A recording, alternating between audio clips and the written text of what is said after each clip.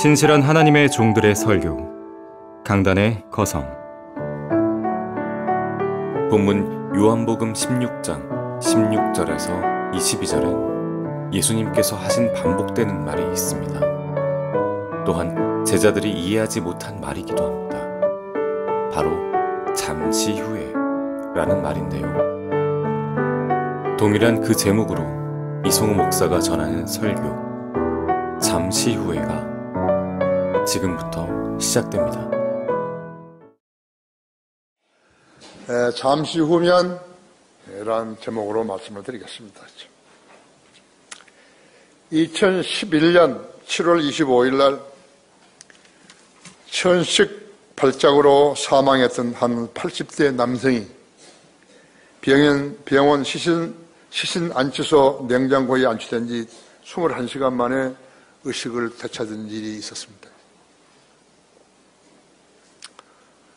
가족은 물론이고 의료진 할 것 없이 많이 놀랐겠죠. 그가 첫 마디가 뭐였냐니까 내가 왜 여기 있느냐고. 자기는 죽지 않을 것이라고 생각하고 있었는데 시체 보관소에 거 있었으니까요.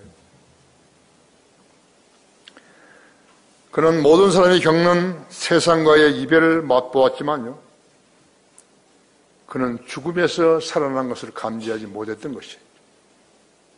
내가 왜 여기 있느냐.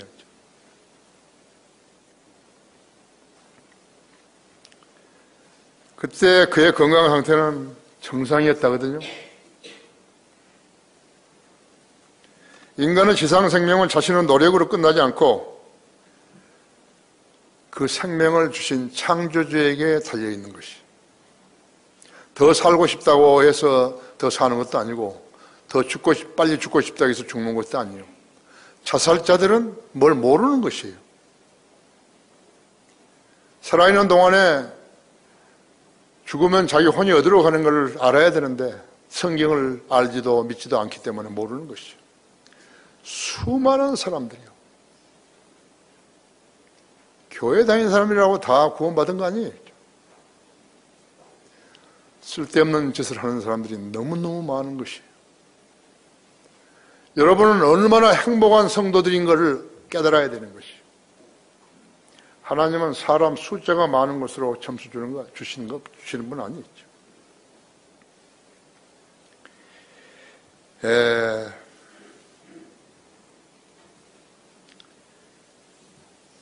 인간의 지상 생명은 자신의 노력으로 끝나지 않고 그 생명을 주신 창조주에게 달려있는 것이에요. 가상이 아니라 현실이에요. 우리는 다 죽음을 대비한 사람들 아니죠. 그죠? 왜 이 세상이 이처럼 어지러운 것인가? 나의 판단으로는 재물을 더 가지려는 데 그 원인이 있다고 보여집니다.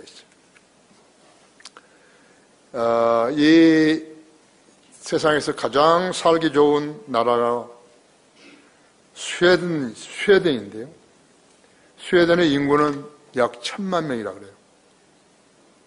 근데 그 나라가 과도한 복지 정책 때문에 국민은 복지 제도를 구축한 대가로 번 돈의 60.1%를 세금으로 내는 것이죠.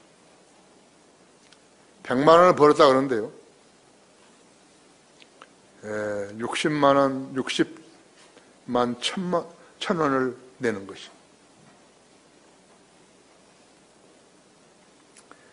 중국이 아프리카 국가들의 지도자들을 중국으로 불러 모았어요. 600억 달러의 채관 원조를 추가로 지원하겠다고 약속을 했습니다. 이제 아프리카와 중국은 2020억 달러, 우리 돈 약 225조 원의 금융 채무 관계로 엮이게 된 것이죠. 그게 뭔가를 의식했던 그 나미비아 대통령이 중국의 속셈을 감지하고서 말하기를 우리가 뭘 해야 한다고 말하지 말라 했죠. 우리는 당신들 꼭두각시가 아니다. 그런 말을 한 것이. 뭔가를 좀 감지한 사람이죠. 애플의 창업자요 아이폰을 발명가였던 스티브 잡스는 2011년 10월 5일 췌장염으로 인해서 사망을 했는데 그때 나이 56세였죠. 그가 죽으면서 남긴 말이 사람들, 특히나 젊은이들의 흉금을 강타했던 것이요. 무슨 말을 했는가 하면 살다 보니 돈은 그렇게 중요한 것이 아니더라. 진리. 돈을 사랑하지 말라 했죠.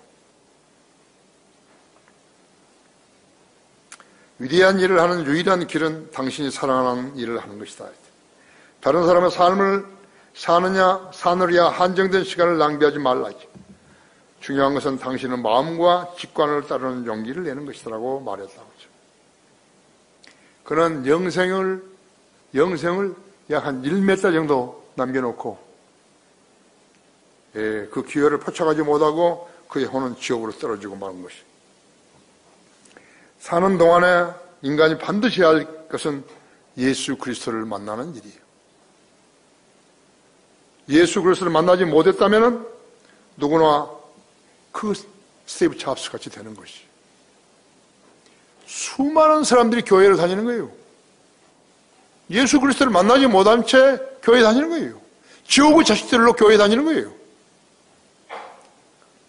인터넷으로 이 방송을 듣고 있는 여러분들은 정신 차려야 하는 것이에요. 죽음은 현실이에요. 지옥도 현실이에요. 예수 그리스도께서는 모든 인간의 죽고 사는 문제를 해결해 놓으신 거예요. 사람이 온 세상을 얻고도 자기 혼을 잃는다면 무슨 소용이 있겠느냐? 무슨 유익이 있겠느냐? 또 사람이 자기 혼을 무엇과 바꾸겠느냐? 마가복음 8장 36절, 37절 말씀이죠?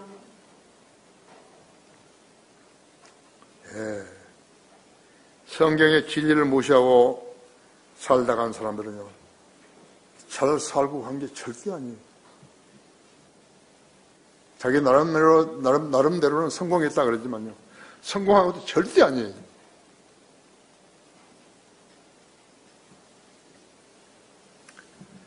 성경에서 배우라. 성경에서 배우라 했죠. 주께서 우리에게 말씀하신 것을, 첫째로 주께서 우리에게 말씀하신 것이 무슨 뜻이냐고 하더라 하죠. 거기 16절, 17절 그랬죠? 잠시 후면 너희가 나를 보지 못할 것이요 또 잠시 후면 너희가 나를 볼 것이라. 이는 내가 아버지께로 가기 때문이라고 하시더라 했죠. 그때 제자 중에 몇 사람이 서로 말하기를 잠시 후면 너희가 나를 보지 못할 것이요 잠시 후면 나를 볼 것이라. 이는 내가 아버지께로 가기 때문이라고 주께서 우리에게 말씀하신 것이 무슨 뜻이냐고 하더라죠.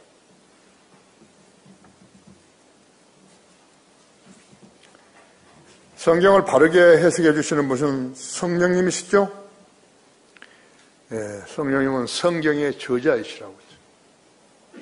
그분이 성경을 해석해 주시는 것이라고. 예수님께서 카퍼나움에서 거리 설교를 하셨을 때 너희에게 듣는 자는 내게 듣는 것이요 너희를 멸시하는 자는 나를 멸시하는 것이라. 또 나를 멸시하는 자는 나를 보내신 분을 멸시하는 것이라고 말씀하신 것이죠. 가톨릭 교황들은요, 자기들이 성경을 해석할 줄 안다는 거예요. 거짓말한 거죠? 거짓말한 것이. 누가복음 10장 21절에 보면요,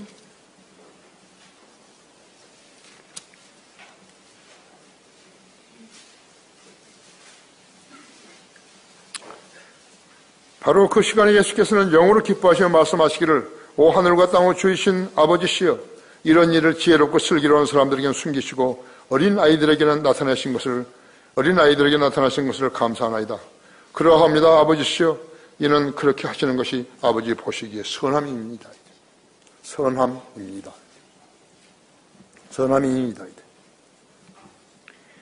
베드로후서 1장 20절 21절은 먼저 알 것은 이것이니 성경의 어떤 예언도 사사로운 해석에서 나온 것이 아니니 아무나 쓴 거 아니라고 했죠. 예언은 예전에 사람의 뜻에서 나온 것이 아니요 오직 하나님의 거룩한 사람들이 성령으로 감동을 받아 말한 것이니라 하죠. 하나님이 기록하신 것입니다. 근데 인간이 변개시켜버렸다. 하나님께서는 제자들에게 16절에서 잠시 후면이라는 말을 2번 하셨고, 하셨는데, 잠시 후면 자신이 잡혀서 십자가에 처형될 것이요, 또 잠시 후면 죽은 자들로부터 일으켜질 것이다. 어째서 보게 되는 것인가? 내가 아버지께로 가기 때문이라.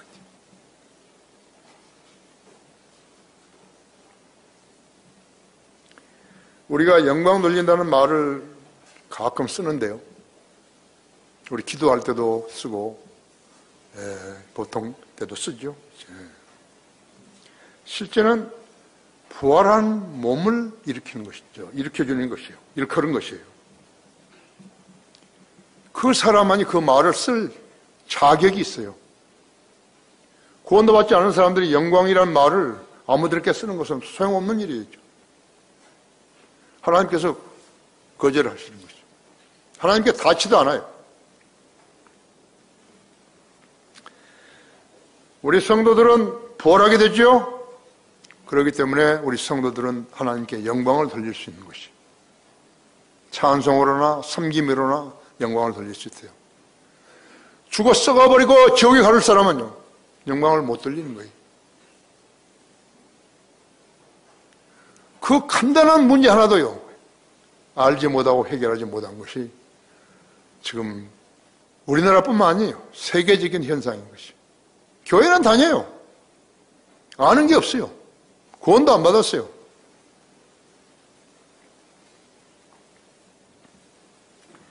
구원받은 성도는 부활하게 되죠. 성도가 부활하는 몸으로 주님을 영화롭게 할 수 있는 것이에요. 거듭난 성도는 부활하게 되는 것이에요. 그러므로 그 성도가 찬송을 하고 말씀을 듣고 아멘할 수 있는 것이에요. 그거 왜 아멘하면 소용없어요. 주여 주여 부른다 뭐 되는 거 아니에요. 소용없어요.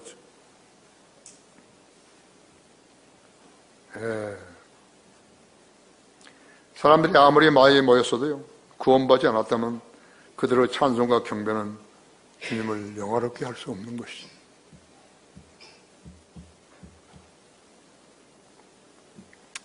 요한복음 14장 3절에는 이 구절을 확대 해석해 보면 예수님께서 그분의 재림과 관련해서 하신 말씀인 것을 알 수 있다 했죠. 요한복음 14장 3절 보십시오.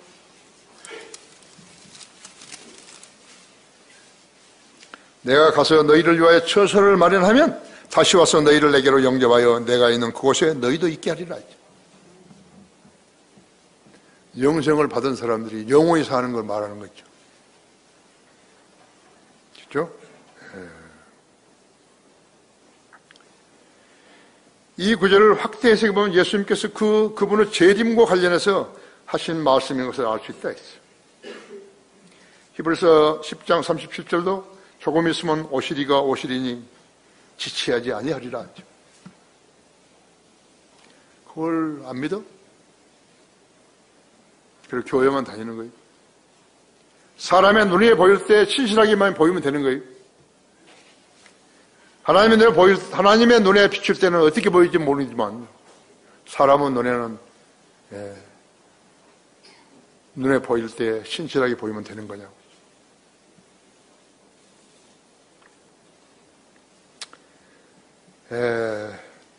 잠시 후면 예수님이 잡히셔서 십자가에 처형되실 것이요, 또 잠시 후면 죽은 자들부터 부활하게 될 것이다.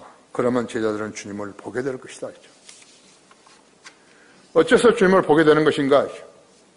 내가 아버지께로 가기 때문이라고 그 이유와 목적을 말씀하시는 것이죠.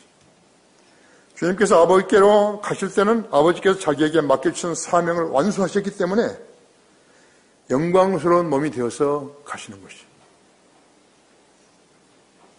영광스러운 몸이 되지 않았다면 다시 돌아올 수 없어요. 주님이 말씀하셨다 하더라도 다시 돌아올 수 없어요. 주님께서 아버지께로 가실 때는 아버지께서 자기에게 맡겨주신 사명을 완수하셨기 때문에 영광스러운 몸이 되어서 가신 것이에요. 따라서 너희가 나를 볼 것이라는 말씀은 단순히 본다는 의미 이상의 사건인 것이에요. 예수님께 십자가에 죽으신 것을 본 제자들이 잠시 후면 아버지께로 가시는 영광을 봄으로써 그 영광이 곧 그들의 영광을 볼 것이기 때문이다. 부활과 영생이 아닌 것은 영광 아니죠. 구원받지 않은 사람은 영광을 주님께 돌릴 수 없어요. 예수님께 침례를 받고 물속에서 올라오셔서 그 자리에서 그 광경을 보고 하늘로부터 아버지의 음성을 들은 사람들은 영광을 받던 것이에요. 마태복음 3장 16절 보십시오.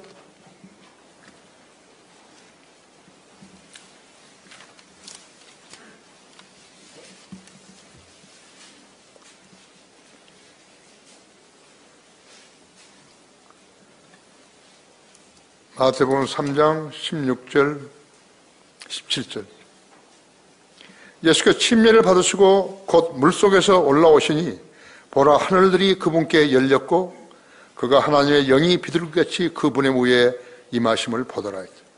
보라 하늘에서 한 음성이 있어 말씀하시기를 이는 내 사랑하는 아들이요 그 안에서 내가 매우 기뻐하느라고 하시더라. 아버지의 음성을 듣고 예수님을 따라다니며 기적을 본 사람들은요 영광을 받은 제자들이었어요.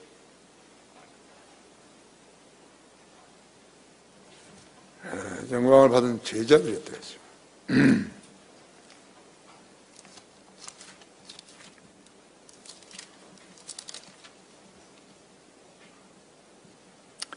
그러나 우리가 죽음의 고난 때문에 천사들보다 조금 낮아지신 예수를 보니 영광과 존귀로 관을 쓰시도다. 이는 하나님의 은혜로 말미암아 모든 사람을 위하여 죽음을 맛보기 위함이었더라. 만물 자신을 위하여 또 자신이 의하여 존재하게 하신 그분께서 많은 아들들을 영광에 들어가게 하시려고 고난들을 통하여 우리의 구원의 대장을 온전케 하신 것은 당연하도다. 이것이 히브리서 2장 9절 10절이에요. 요한복음 16장 16절이 성취되지 않았다면요 어떻게 되었겠어요? 예수님이 그때 부활하지 않으셨다면 어떻게 됐었겠어요? 예수님이 부활해서 아버지께로 가지 못했다면 어떻게 되시겠어요? 만일 그리스도께서 일으키지 못하셨다면 너희의 믿음도 헛되고 너희가 여전히 너희 죄들 가운데 있는 것이라. 그렇다면 그리스도 안에서 잠든 사람들도 멸망한 것이라. 망해버린 거예요. 구원받지 않고 교회 다니는 사람들은 망해버린 거예요. 주일날이면 옷 잘 차려입고 외제차 타고 교회 다니는 사람들은 망해버린 거라고 했죠. 그 목자도 망해버린 거예요. 교회 만들어가지고 돈 벌려고 했던 그 자예요, 그 자. 망해버린 거예요. 그렇죠? 헛짓하고 있다가 죽으면 지옥으로 가는 것이. 그것도 한두 명이 아니에요. 수백 명, 수천 명, 수만 명, 수십만 명이죠. 비참하죠? 그리스도인은 성경에 눈을 집중시켜야 하는 것이에요. 성경에서 배우라고 두 번째는 잠시 후면이라는 말씀이 무슨 뜻이냐? 우리는 모르겠노라. 그런 것이죠. 거기 18절, 19절 보십시오. 그러므로 그들이 말하기를 잠시 후면이라는 말씀하신 것이, 이라고 말씀하신 것이 무슨 뜻이냐? 우리는 주께서 무엇을 말씀하는지 모르겠노라고 하니 있죠. 그때 예수께서 그들이 자기에게 묻고자 하는 것을 아시고 그들에게 말씀하시기를 내가 잠시 후면 너희가 나를 보지 못할 것이요 또 잠시 후면 너희가 나를 볼 것이라고 말한 이것에 관해서 서로 묻고 있느냐? 그때 예수님의 말씀을 들은 제자들의 일부는요 잠시 후면이라는 이런 주님의 말씀을 이해하지 못했다고 했어요. 여기서 이 지금 내가 설교하는 본문에서요 잠시 후면이라는 말이요 7번 나오죠. 그죠? 16절에서 주님께서 2번 쓰셨고 17절에서는 제자들이 주님의 말씀에다 덧붙여가지고 2번을 썼고 18절에서는 제자들이 1번 썼고 그리고 19절에서 주님께서 2번 말씀하셨기 때문에 모두 7번 쓰신 것이죠. 성경에 쓸데없는 말씀 한마디도 없죠. 그죠? 한마디도 없어요. 여기에 언급된 7이라는 숫자는 앞으로 다가올 7년 대환란에 대한 암시예요. 성령님께서는 7년 대환란을 잠시라고 묘사하신 것이에요. 여기에서 성령님께서는 여인의 해산을 예로 들고 계시는 것이에요. 그죠?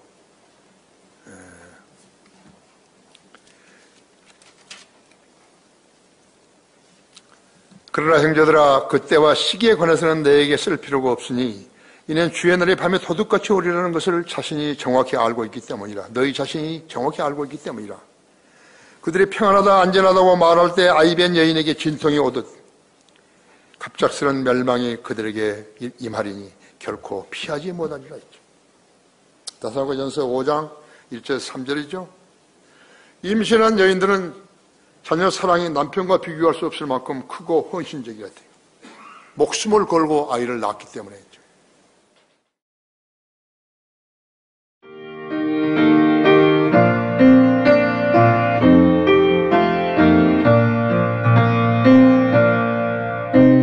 복음과 진리를 전하는 방송 KBS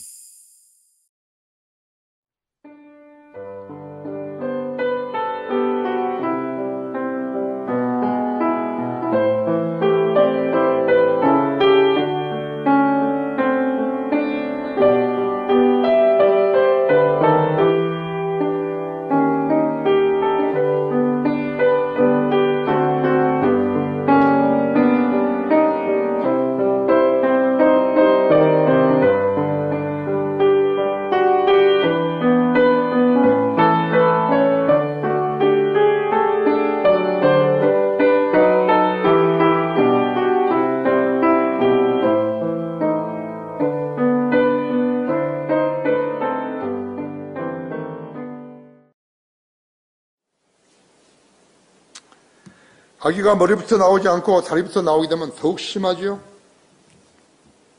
시자가 그렇게 제왕절개를 해서 나왔다고 그래가지고 cesarean이라고 하죠. cesarean operation, section operation이라고 하는 거예요. 제왕절개 수술이죠. 사경을 헤매기는 마찬가지죠. 그죠? 대환란 7년은 지상내에 남아있는 사람들에게는 그야말로 끔찍한 고통기간이 될 것이에요. 그 7년 기간이 지나게 되면 유대인들은 그 기간에 거의 다 죽임을 당하고 14만 4천 명만 남게 되죠. 2차 대전 때 히틀러는 적그리스도의 예표였어요. 본문에서 대환란 기간을 잠시라고 말씀하고 있듯이 여인의 해산과 고통도요. 고통과 진통도, 해산의 고통과 진통도 7년간 지속되는 것은 아니지만요. 아이를 낳게 되면 그 많은 고통, 이것이 싹 사라져버린 거죠. 마치 아이가 세상에 태어난 기쁨 때문에 순간적으로 잊고 치유를 받게 되는 것과 같다고 했죠. 아주 좋은 비유지요. 아주 좋은 비유.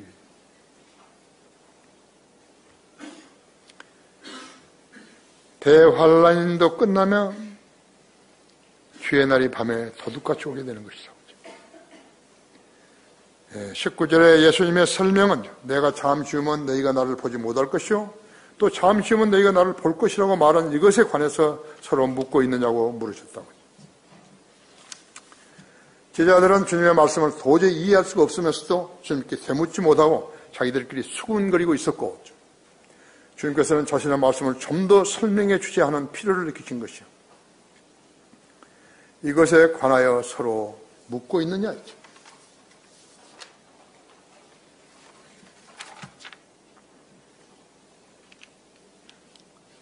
여러분이 구원받고 나서 하나님의 자녀가 되었다는 것은 이 세상과 인연을 끊었다는 것이에요. 구원받고 나서도 계속적으로 세상 지향적으로 하고 세상에서 성공하고 싶고 인정받고 싶고 더 많이 돈을 쌓아놓고 싶고 즐기고 싶고 했다면요. 그건 잘못된 것이죠.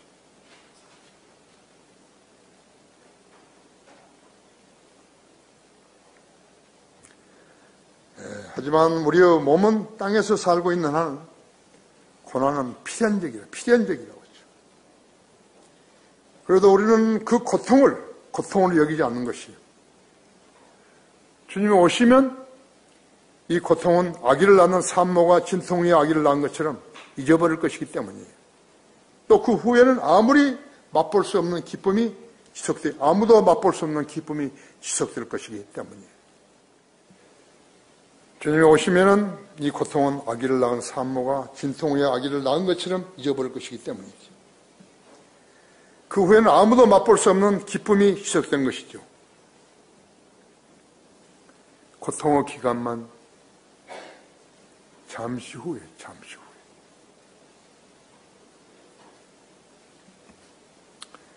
로마서 8장 18절 한번 보십시오.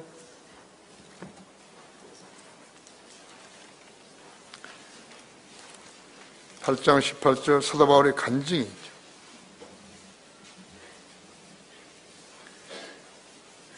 18절부터 23절까지를 제가 읽겠어요. 이는 현재의 고난들이 우리에게 나타나게 될 영광의 감이 비교되지 못한다고 내가 여기기 때문이라 했죠. 피조물이 간절한 기대를 가지고 하나님의 아들들이 나타날 것을 기다리고 있으니 피조물이 허무한 데 굴복하는 것은 자의가 아니요 오직 소망 가운데 그것을 굴복하게 하시는 그분 때문이며 피조물 자체도 썩어짐의 속박으로부터 해방되어 하나님의 자녀의 영광스러운 자유에 이를 것이기 때문이라 하죠. 모든 창조물이 이제까지 함께 신음하며 고통받는 것을 우리가 아노니 그들뿐만 아니라 성령의 천열매를 가진 우리까지도 속으로 신음하며 양자되는 것 곧 우리 몸의 구속을 기다리고 있느니라 했죠. 구원받지 못한 사람은 기다릴 게 없어요. 아무것도 없어요. 세상에서 경관 좋은데 여행이나 실컷 다니다가 와보면 아무것도 없어요. 세상에 남아야 하는 것이.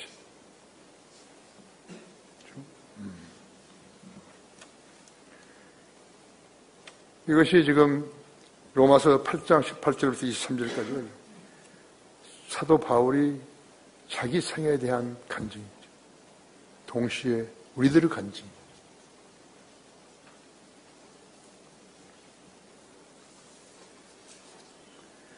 성경에서 배우라 하죠. 세 번째로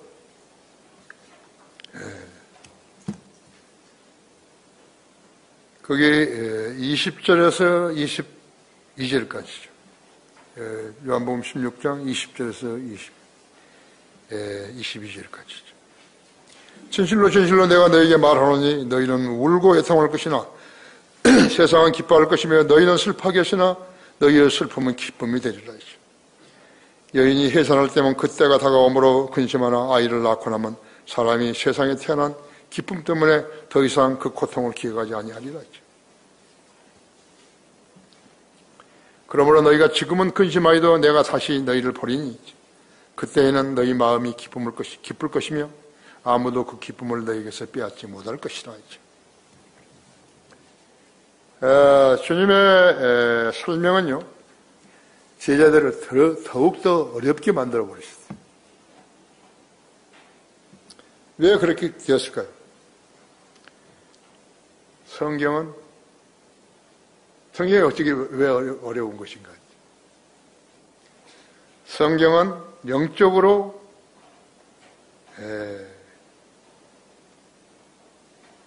역사적으로 또 영적으로 교리적으로 적용이 되기 때문에 그런 것이에요. 그래서 성경을 체계적으로 공부하지 않으면 이걸 못하는 거예요. 개혁 성경을 가지고 개혁 개정판을 가지고 성경을 체계적으로 배우지 않았고 배울 선생도 없고 가르쳐줄 사람도 없고 그렇다면 여기 한국의 목사들하고 똑같은 것이에요. 한국의 목사들뿐만 아니에요. 세계의 목사들하고 똑같은 것이에요. 하나님께서 우리들에게 이렇게 성경을 가르칠 수 있는 역량이 있는 교수들을 주시고 또 강사들을 주셔서 참으로 감사하죠. 어제는 백정희 형제하고 조원희 형제가 한 과목씩 1시간씩 가르쳤죠. 사도행전. 하나님께서 이제 앞으로 사람들이 많이 올 것을 대비하셔서 이렇게 가르칠 사람을 대비해 놓으신 것이요. 나는 그렇게 믿어요. 하나님께서는 우연하게 이루신 일 하나도 없어요. 내가 하나님 감사하는 것은요, 우리 교회에 이런 사명을 주셨다는 것이요. 어제 제주도에서 온 자매, 한 자매가 이제 침례 순종했는데요. 그렇게 침례 순종하고 싶어가지고, 그랬다고 어제 왔잖아요. 이제 앞으로 그 교육관이 이제 배움의 전당이라는 것을 알게 됐을 때, 얼마나 많은 사람들을 그곳에서 다시 양육할 수 있겠어요. 우리 성도들이 여기서 침례받으면 되죠. 외부에서 온 사람들이 거기서 복음을 듣고 침례받아야 된다 했죠. 주님이 하시는 일은요, 그렇게 다 우연하게 이런 일이 없어요.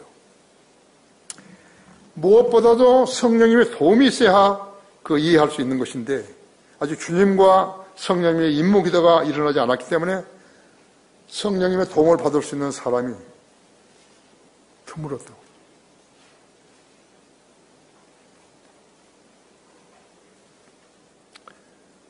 요한복음 16장 13절에 보시면요,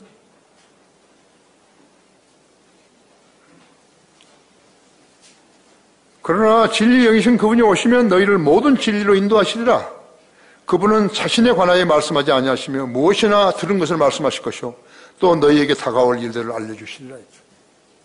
성령님께서, 성경의 저자인 성령님께서 성경을 가르칠 수 있는 유자격자이죠. 우리에게 모든 일깨움을, 영적 일깨움을 주신 분은 성령님이시죠.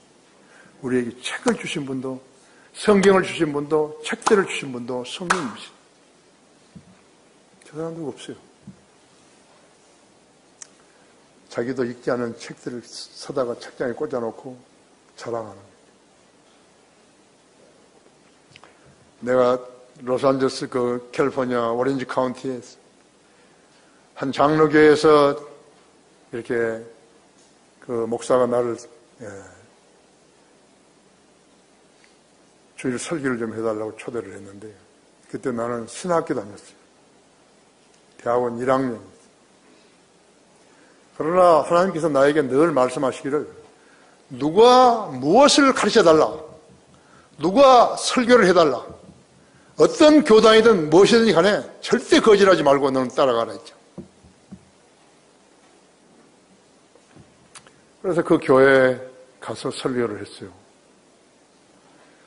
설교를 끝내고 오늘 죽으면 하늘나라에 가고 싶은 사람 손들어 보라니까 전부 손드는 거예요. 그 자리에서 일어서라고. 전부 일어선 거예요. 그날 목사 마누라도 일어섰고, 목사 동생이 생명말씀사 LA 지사장인데 그 친구도 일어섰어요. 영접기도 했죠. 저녁에 그 집에서 나 저녁을 이제 준비했다고 먹고 가라 그래서 내가 그 집에 갔더니요, 와, 진짜 거실에 전부 책이에요. 내가 도대체 무슨 책인가 이거 봤더니 전부 쓰레기예요. 자기가 교회 사람들이 오게 되면 자기는 이렇게 책을 많이 읽은 사람이라고 보여주기 위해서 그렇게 놔둔 거예요.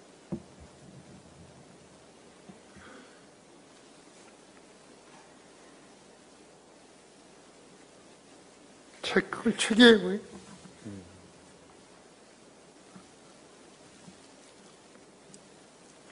진리의 영이신 그분이 오시면 모든 진리로 우리를 인도하신 것이요. 성령님은 예수 그리스도를 증거하기 위해서 오신 것이.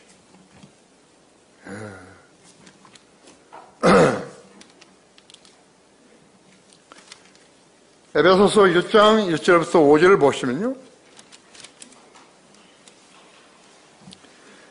하나님의 뜻에 따라 예수 그리스도의 사도가 된 바울은 에베소에 있는 성도들과 그리스도 예수 안에 있는 신실한 자들에게 편지하노니 하나님 우리 아버지와 주 예수 그리스도로부터 은혜와 평강이 너에게 있을지어다 했죠. 그리스도 안에서 천상에 있는 모든 영적인 복으로 우리에게 복 주신 하나님 곧 우리 주 예수 그리스도의 아버지께서는 복되시도다. 하나님께 세상 이치를 놓으시기 이전에 우리를 사랑 안에서 그분 앞에 거룩하고 흠없게 하시려고 그리스도 안에서 우리를 택하시었죠. 하나님의 깊으신 뜻에 따라 예수 그리스도를 통하여 우리를 자신의 자녀로 입양시킬 것을 예정하셨으니 있죠. 칼빈주의는 엉터리 이단 교리 전부 봐요. 예수 그리스도 안에서 예수 그리스도를 통해서.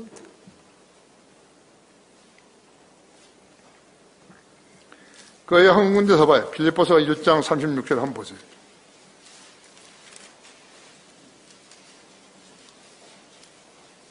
1장 3절. 3절에서 6절을 보십시오. 내가 너희를 기억할 때마다 나의 하나님께 감사하노니 너희 모두를 위하여 내가 기도할 때마다 있죠. 항상 기쁨으로 구하는 것은 첫날부터 지금까지 너희가 복음에 동참함이라 했죠. 우리가 이것을 확신하여 너희 안에서 선한 일을 시작하신 그분께서 예수 그리스도의 날까지 이 일을 완성하시리라 했죠. 주님께서는 사도 바울에게 모든 성경을 이해할 수 있는 은사와 능력과 지혜와 지식을 주신 것이죠. 한 사람에게.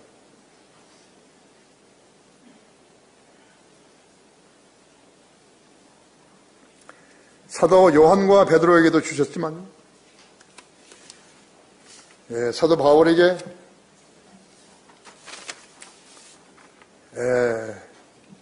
그 깊이와 너비를 더 많이 주신 것이에요. 무엇으로 알 수 있는 것인가? 그에게 성령님께서는 신약성경 27권 중에서 14권의 책들을 기록하게 하셨던 것이에요. 사도 요한에게는 요한복음, 요한 1, 2, 3서, 그 다음에 성경에서 가장 중요한 책인 하나의 요한 계시록을 기록하게 하셨죠. 판모섬에서 유배를 당할 그 기간 동안에 그렇게 하신 것이죠. 베드로에게는 갈릴리 바다의 전문 어부인 베드로에게는 베드로 전후서를, 야고보에게는 야고보서를, 이런 은사는 곧 성령님께 들어 쓰신다는 증거들이죠. 왜 우리가 피터 락커 목사님을 존경하는 거죠? 그리고 따르는 거죠? 피터 락커만은요, 사도 바울 이래로 유일한 사람이에요. 미생물부터요, 천체까지요. 어디 가서든 강의를 할 때마다요, 자기 질문을 하면 5초 안에 성경에 찾아가지고 대답해 주겠다 하는 거죠. 그런 사람은 유사일에 지금 한 명도 나온 적이 없어요. 컴퓨터가 없었을 때 모든 주석서를 다 쓰신 거예요. 어디에 무슨 말이 있다는 거지, 어느 책에 무슨 말이 있다는 다, 그 절까지요, 다 기억하고 계신 것이죠. 나는 갔다 와가지고요, 목사님 편지했을 때 내가 그런 거예요. 나는 그걸 잘 몰랐거든요. 당신 사도 바울 이래로요, 가장 훌륭한 선지자라고. 아마 박범 목사님이 속으로 그랬을 거예요. 한국에서 온 사람이 뭘 좀 안 해. 그랬을 거라고. 하나님께서 나한테 그렇게 하신 것이.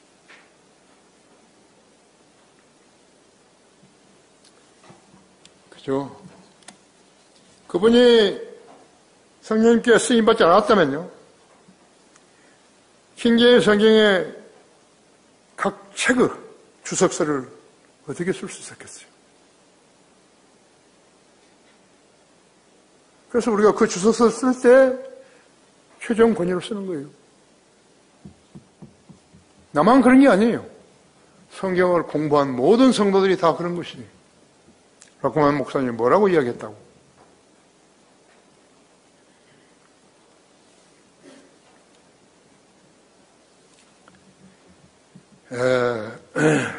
다른 진리 서적들 어떤 것이에요? 그분이 쓴 반카톨릭 교회에서는 어떤 것이에요? 그 많은 교회사를 누가 감히 흉내낼 수 있었겠어요? 교리서적들을. 그게 성령님께 쓰임받았다는 증거가 아닌가요? 자연인은 하나님의 영의 일들을 받아들이지 아니하나니 이는 그 일들이 그 사람에게는 어리석기 때문이요 또 알 수도 없습니다. 알 수도 없나니 그 일들은 영적으로만이 분별되기 때문이라 그랬다고 하죠. 이 지혜는 어디서 오는 것인가 하죠. 하나님으로부터, 성령 하나님으로부터 온 것이. 잠언 3장 18절, 4장 7절, 8장 12절, 11장 2절, 고린도전서 2장 8절, 야고보서 1장 17절 위로부터 오는 것이. 거짓말 못해요.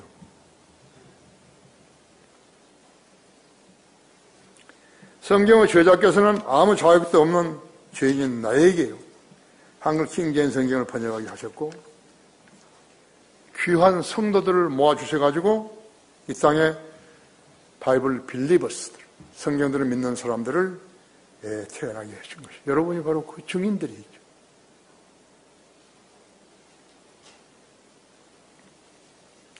교단 교회들, 개혁성경을 쓰는 교단 교회들 그런 거 하나도 없어요.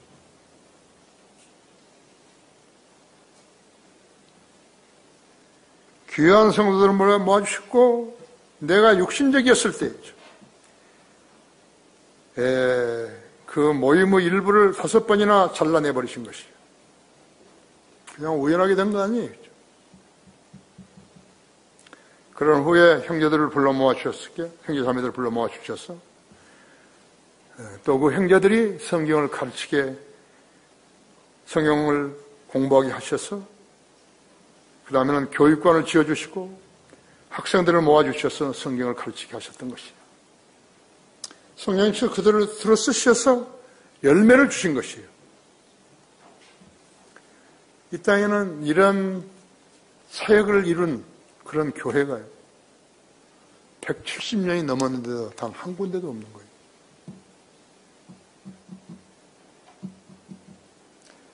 나는 어제 밤에 생각했어요. 새벽에 일어나서 기도할 때요. 30명, 25명 이상 모인 우리 지역교회들이 있다면요. 우리 강사들이 이제 내려가서 거기에서 성경을 가르치고 오라고 그러려고 그랬어요. 방학 때문에. 좋은 아이디어죠? 거기서 이거 공부하고 싶은데 올 수 없고, 그러니까 내려가서 가르치고 오라고. 교대로 가서.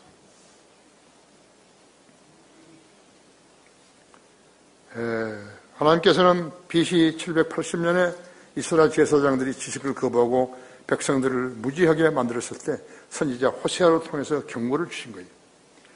호세아 4장 6절에서는 내 백성이 지식의 부족으로 멸망하는도다. 내가 지식을 거부하였으므로 나 또한 너를 거부하리니 내가 나에게 제사장이 되지 못하리라. 섬기지 못하리라 했죠. 이스라엘 제사장들에게. 지금 우리나라는 어떤 것이죠? 멍청이들이 목사가 돼가지고 멍청이들을 가르친다고 하고 있는 거예요. 소경을 인도한다고 하고 있다고. 아무것도 인도할 것이 없죠. 둘 다 구덩이 빠져 죽죠. 둘 다 지옥에 가죠. 그러나 그들은 이 긍부를 받아들이지 않았기 때문에 그 백성을 버리셨고 11지파는 BC 721년에 아시리아로 사로잡혀갔고 그 후 유다는 606년에 BC 606년에 바빌론으로 포로되어 갔죠. 결론적으로 한국 교회는 하나님 보시기에 교회 아니에요. 그들은 사람들을 모아 돈을 벌면서 세상에다 자랑하고 있는 것이. 성령님은 그런 교회를 세우시려고요. 예수 그리스도의 부활과 죽음과 장례와 부활을 우리에게 전해준 거 아니에요. 우리 침례받은 성도에게 그랬잖아요. 예수 그리스도의 보혈로 죄사함받고 구원받은 확신이 있습니까? 있다고 대답하면 형제, 자매는 예수님과 함께 십자가에서 피 흘려 죽었고 이제 그분과 함께 묻힙니다. 묻힌다 이제 물속에 넣어가지고 부활했습니다 하고 이렇게. 인간이 만든 게 아니에요. 하나님이 만드신 거죠. 우리는 사역자예요. 종들이. 우리는 하나님이 하라는 대로 하는 것이에요.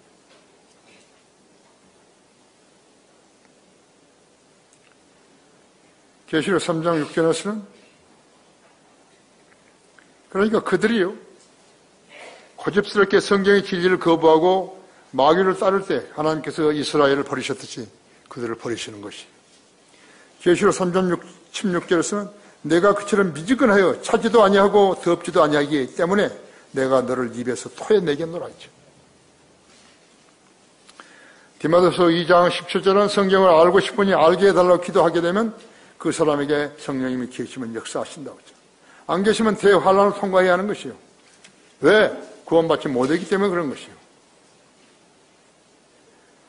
성령님이 그 안에 거하지 않은 사람은 잠시 후면 이 말의 뜻을 알 수 없어요.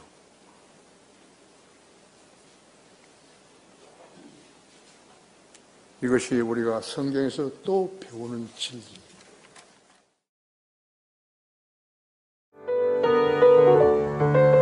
이상 강단의 거성을 마치겠습니다.